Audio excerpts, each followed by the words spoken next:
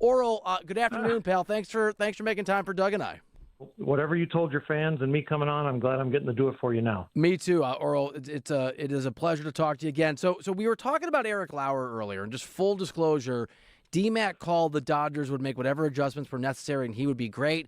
And I was, in typical fashion, incredibly skeptical, not very nice, and absolutely wrong. Well, what is it about the Dodgers and their pitching staff that allows them to take guys at times, including yesterday, who have not had success, and then to suddenly turn out an Eric Lauer who has a gem of a game? Yeah, I think there's a lot of things that could be really complicated, but I think to kind of put captions on it, I think they make the player feel very comfortable, like this is going to be about you and making you better, but you're going to buy into the things maybe we're suggesting. And if you don't buy in, then we'll figure out a way to massage it and turn you into something that you're comfortable with. So I think you have that. So the personality and the communication.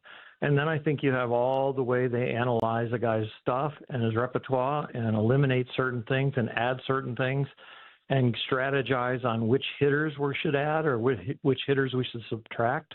And I think it just becomes something where once you have the buy-in and once you know that the guy is confident in what you're doing. So as any coach, you want your student, your player, your pitcher to be successful early, because it gives the confidence to the player that, hey, these guys know what they're talking about. And so the Dodger organization has not only been a place where we trade for people and then fix them, but we also have become a destination for other players where they say, I want to be a Dodger. I know the Dodgers are going to help me. I want to play around Mookie Betts and Freddie Freeman and Ohtani and Yamamoto and Shohei pitching. It's been a great equation that these guys have built over the years. And Orel, one of the big lightning rods this year has been Roki Sasaki, another pitcher the organization's developing, a 3.52 ERA in his last 4 starts. He has added that splitter to pair with the forkball, worked on the slider, worked on the fastball command. You've talked a lot about the mechanical adjustments with the back leg, but what have you seen from Roki? Has he turned a corner? We know success isn't always linear for young pitchers, but what do you see right now from Roki, Orel? Well, you see a growth and maturity, and his ears are open, and he's also, doing what he wants to do, but also doing it within the confines of I have to be better. And so to be really consistent, you have to be able to repeat your lower half, and that's what he's been working really hard on. Because of the hype of him coming to Los Angeles, because the staff is so deep, we were actually able to have him develop at the big league level, just like we had to have Ohtani rehab at the big league level last year because we needed him to DH. So it's an equation again for him that has fit together. And this is about when he should start getting it. I mean, you have to experience a certain amount of failure at the beginning to say, okay, the big leagues are different than any place I've ever pitched. And then once you experience the failure, it takes time to then communicate what we need to change and what are the foundational things that are going to change us. And again, you also have to have the buy-in from the player and convince them that this is going to work. And they develop confidence. And right now, they're in a great place. They're in a great place because he's getting results, and then he's also getting a fact like, oh, okay, I can get big league hitters out. I can get big league hitters out when I make mistakes because I'm throwing more strikes with my fastball. So now I'm able to change speeds. I've actually changed the grip on my forkball, and now it's instead of a forkball, I have a forkball and a splitter, depending on the count. And then you get guidance on that. So it's a growth, and it's been painful to do it at the big league level. But with his resume and his talent, they knew it was going to happen sooner or later. Talking to Dodgers legend Orel Hershiser here on DMAC and Ryder 97.1 The Fan, and we're going to visit with Orel in a second about the grand reopening of Orel Hershiser, Chevy, and Chino. By the way, that's tomorrow. It's at 10:30. Ribbon cutting, just a few blocks from the dealership at 11:30. Or I'm gonna pull you into this friendly debate baseball conversation that's been recurring between DMAC and I. To what degree, if you have to choose between Shohei Ohtani chasing a Cy Young Award and having optimal offensive production, if one costs you the other a little bit, do you have a lean this year on what you think the Dodgers and Shohei should prioritize between trying to be a Cy Young Award winner and being that offensive player who's the best or second best hitter in baseball when he's at that level? Yeah, I think this is going to work itself out because he's probably going to be one of the best hitters in the big league still again, and he's always hit better in May, and we're seeing that he has, and he's always been a pretty slow starter.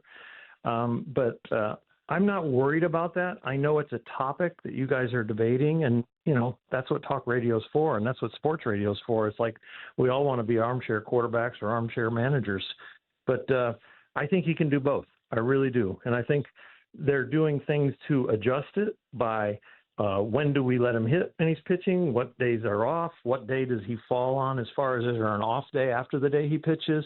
And, of course, they're always talking to him about his body and his rest and his sleep and all the different things that they calculate and then get feedback on. So I don't think it's time to make that choice at all, but it is the first time in the history of his life that at 31 years old that he's trying to do both at an elite level.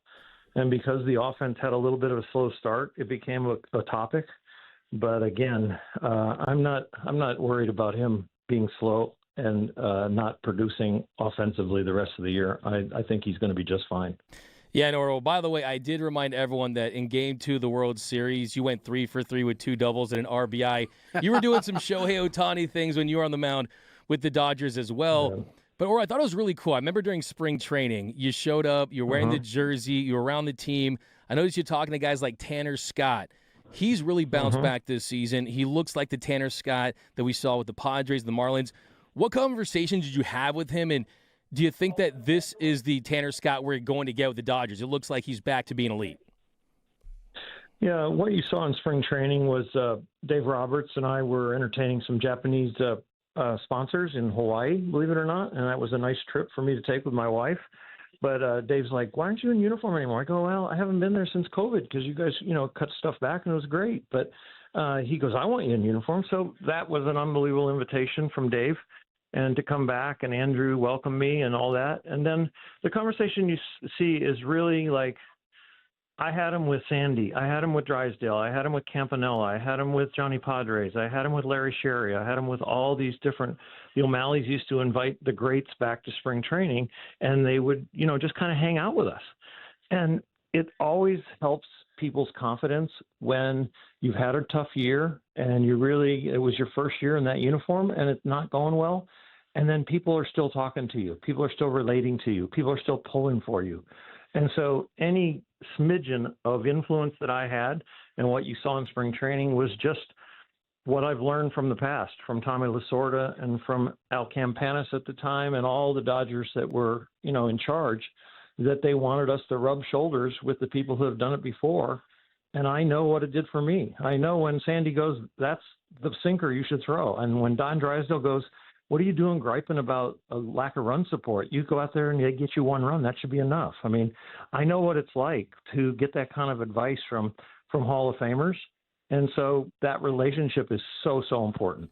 Talking to Orel Hershiser here on DMAC and Ryder. Orel, I want to lean into your expertise as a player, former player, as a legend, as an excellent broadcaster at Sportsnet LA. And maybe you can sort of give us a little behind the scenes perspective. We've been talking about Dave Roberts and trying to give him his flowers on just pulling the right lever. It feels like nonstop this season, moving Mookie to 4 is the latest example. Wherever he puts Andy Pages in the lineup. When Shohei was slumping, he had Shohei take a day out of the lineup, and it seemed to work. The management of the bullpen has been incredible. Where Will Smith is, just sort of go down the list. Right. In your experience, what is it about Dave Roberts that allows him tactically or just as a man manager, human being to human being, to be so effective in a very high-stress situation, big expectations for the Dodgers and a lot of guys that make a lot of money, to just seems like again and again make these correct decisions? Yeah, I think, he has to deal with the media 2 and 3 and 4 times a day, right? So he's used to giving interviews. He knows what it's like to tell the truth, and he also knows what it's like to protect his roster and where they are in the season and what's really going on. So he has that experience. The other thing that he's very, very good at, and even though it says manager next to his name, he really knows that when he walks in the locker room or he's on the field, he's a coach. And so he has continued to coach. And that makes him ring true no matter where he is in the organization. The relationship he has with the players and their family, the relationship he has with the players as far as what they're trying to execute on the field and how he sees that they can change or they could stay the same in certain areas. When he watches a good at bat and the guy lines out to short, or the guy hits a ground ball and just rolls over it, but just rolled over it barely, and the guy comes back to the bench beating himself up, he's still coaching, and he'll pull him aside and go, look, stay right where you're at. The results are going to come. So he's really doing a great job of relating at every little segment of time that is about coaching, not as much as about managing. And Orel, we saw last year Yoshinobu Yamamoto. He was the World Series MVP. He was the hero in the postseason. He threw over 200 innings, regular season and postseason combined. You back in 1988, you threw 267 innings and 42 plus in the postseason. The following year, you threw 256 plus. How do you think they're going to manage Yoshinobu Yamamoto? And do you remember how that carryover felt the following season, having pitched all those innings, and just what impresses you the most about him as a pitcher? I think the thing that's going to buoy him as far as being able to continue to produce with large amounts of volume is the efficiency of his mechanics. When you are throwing the ball properly, it actually can feel like it's just coming out of your hand and there wasn't as much effort. When you have rough days with your location, or you have rough days spinning the baseball and getting it for a strike, we know something's probably off with the mechanics, and that means there's more muscles firing and it's slightly out of order, and those are stressful pitches. But he gets it lined up about as good as anybody. And you would say, well, but it doesn't look as athletic as most people, and it's not. But he gets it in the right position, and he's able to use the lever system correctly. And so just like when you see certain golf swings, some look a little bit more mechanical and some look a little bit really athletic.